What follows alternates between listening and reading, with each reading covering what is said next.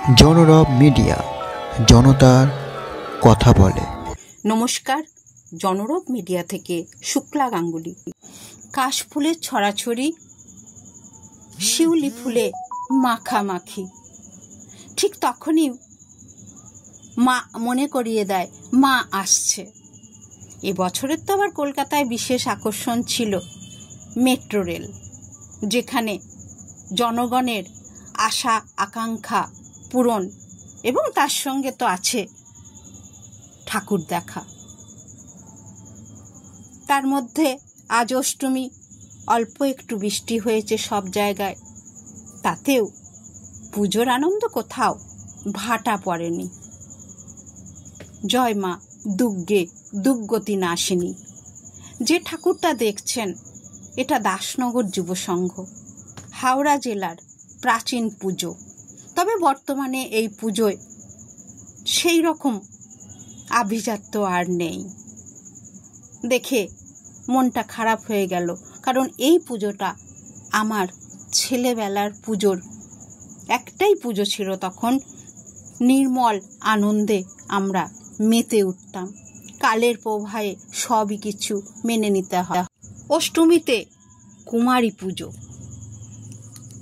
বেলুড় মঠের কুমারী পুজো সম্পর্কে সবাই জানেন, তবুও আবার নতুন করে বেলুড় মঠের কুমারী পুজো সম্পর্কে অনেক তথ্য নিয়ে এলাম দর্শকদের জন্য। চলুন এই বছরের আমরা কুমারীকে দেখে নিই। মা উমা। পুজোর আগে মা কেমন চুপচাপ।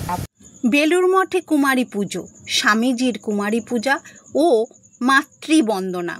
বেলুড় মঠে দুর্গাপুজোর অন্যতম আকর্ষণ হল কুমারী পুজো। বেলুড় মঠের প্রথম দুর্গাপুজোয় স্বয়ং স্বামী বিবেকানন্দ একাধিক কুমারীকে পুজো করেছিলেন। এই বিষয়ে সুন্দর বিবরণ পাওয়া যায়। স্বামী বিবেকানন্দের ডাকে সাড়া দিয়ে শ্রী শ্রী সারদা মা 1308 সালে বেলুড়ে দুর্গা পূজায় উপস্থিত ছিলেন। এটা ছিল মঠে প্রথম দুর্গোৎসব। মায়ের উপস্থিতিতে এবং মায়ের নির্দেশে দেবী পুজোয় পশু বলি বন্ধ হয়ে থাকে ঠিক সেই সময়, অর্থাৎ প্রথম পুজো থেকে।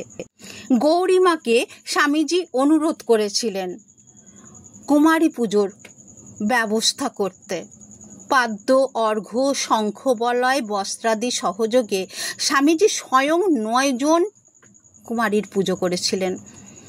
জীবন্ত প্রতিমার চরে অঞ্জলি দিয়ে তাদের হাতে মিষ্টান্ন দক্ষিণা প্রদান করে স্বামীজি তাদেরকে ভূমিষ্ঠ হইয়া প্রণাম করেন। একজন কুমারী এত ছোট ছিল, অর্থাৎ অল্প বয়স ছিল, যে পূজাকালে ভাববিষ্ট হয়ে পড়েছিলেন। কপালে যখন রক্তচন্দন পরাচ্ছেন স্বামী বিবেকানন্দ, তখন তিনি কেঁপে উঠেছিলেন, বললেন, আহা, দেবীর তৃতীয় নয়নে আঘাত লাগেনি তো? কুমারীকে সাক্ষাৎ দেবী দুর্গা রূপে পূজন করা মহাপুণ্যের। দুর্গা পুজোর সঙ্গে কুমারী পুজো সম্ভবত তান্ত্রিক মতে দেবী দুর্গা স্বয়ং সম্পূর্ণা পরমানন্দ স্বরূপিণী। তিনি কারোর গর্ভজাত নন।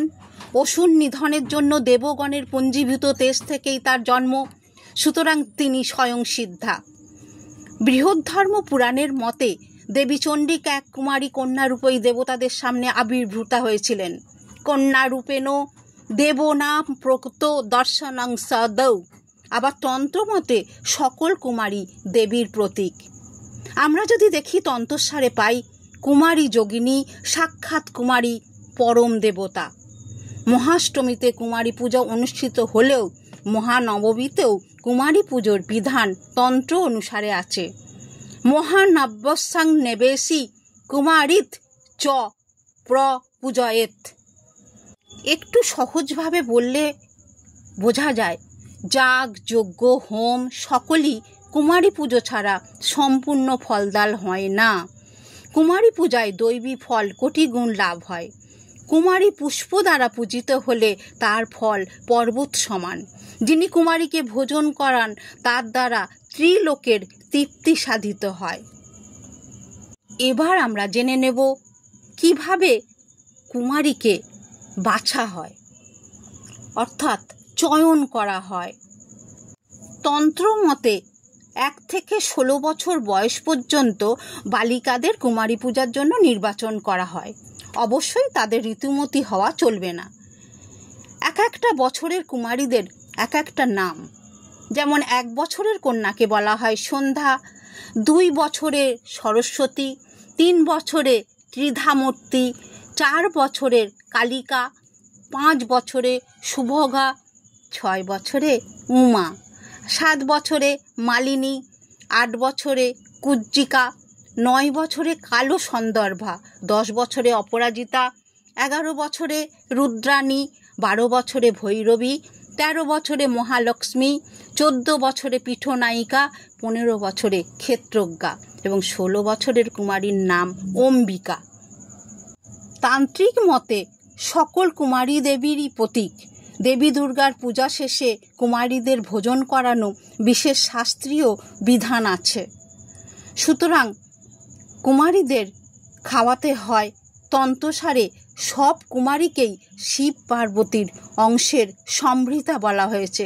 দেবী তো নিজেই স্বীকার করে শিবকে বলেছেন, কুমারিকা হি অহং নাথ সদা তং কুমারিকা, অর্থাৎ এ নাথ আমিও কুমারী। মহাষ্টমীতে সমস্ত দুর্গা মণ্ডপেই কুমারী পুজোর বিধান আছে, কারণ দেবী দুর্গাকে পূজিত হলে কুমারীকে অবশ্যই পূজন করা অতি কর্তব্য। রামকৃষ্ণদেব কুমারীকে ভগবতীর অংশ বলে বর্ণনা করেছেন। তিনি শুধু কুমারী নন, তার শুদ্ধ দৃষ্টিতে সব রমণী সাক্ষাৎ ভগবতীর অংশ। ঠাকুর শ্রী রামকৃষ্ণ নিজ পত্নী সারদা মাকে ষোড়শী রূপে পুজো করেন, সেই শুদ্ধ ভাবেরই দ্যোতক। এইভাবেই সাধনার শেষে শ্রী রামকৃষ্ণদেব নিজ পত্নীকে পুজো করে ষোড়শী রূপিণী জগৎ মাতার পাদপদ্মে তার সর্ববিধ সাধনার ফল অর্পণ করেন। 1901 সাল থেকে আজও বেলুড় মঠে কুমারী পুজো হয়ে আসছে সাড়ম্বরে। আপনারা দেখছেন জনরব মিডিয়া।